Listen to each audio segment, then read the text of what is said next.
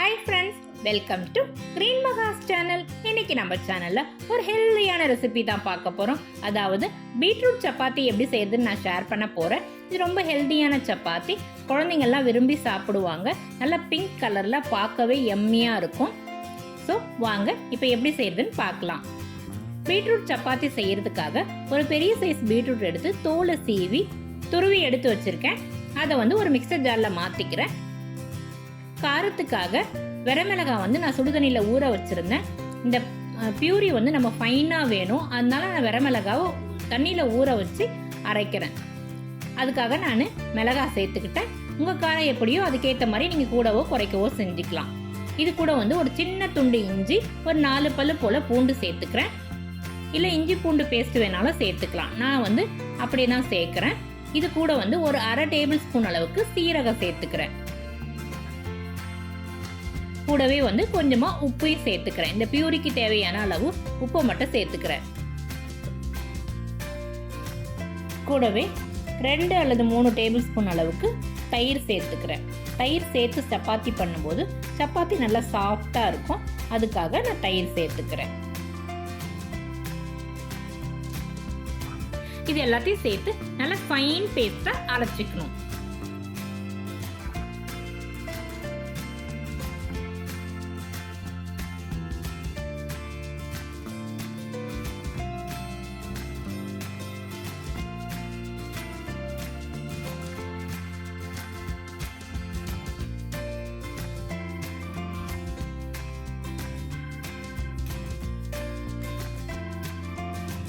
பாருங்க, இந்த மாதிரி அரைச்சி எடுத்து வச்சிருக்கேன். இப்போ ஒரு மிக்சிங் பவுல்ல 1 கப் அளவுக்கு கோதுமை மாவு எடுத்திருக்கேன். அது கூடவே மாவுக்கு தேவையான அளவு உப்பு மட்டும் நான் சேர்த்திருக்கேன். ஆல்ரெடி நம்ம பியூரிலையும் உப்பு சேர்த்திருக்கோம், அதனால உப்பு பார்த்து சேர்த்துக்கோங்க. இப்போ இந்த பியூரியை மாவோடு சேர்த்து நல்லா மிக்ஸ் பண்ணிக்கிறேன்.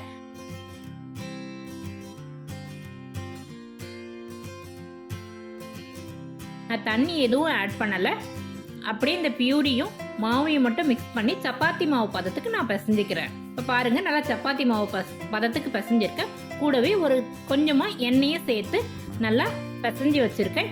இது அப்படியே ஒரு 15 to 30 மினிட்ஸ் அப்படியே மூடி வச்சிடுறேன். அப்படியே இருக்கட்டும். இந்த ரெஸ்டிங் டைம் முடிஞ்ச பிறகு பார்க்கலாம். மாவு பாருங்க நல்லா சாஃப்டா இருக்கு. இந்த சமயத்துல நம்ம சப்பாத்தி திரட்டிக்கலாம்.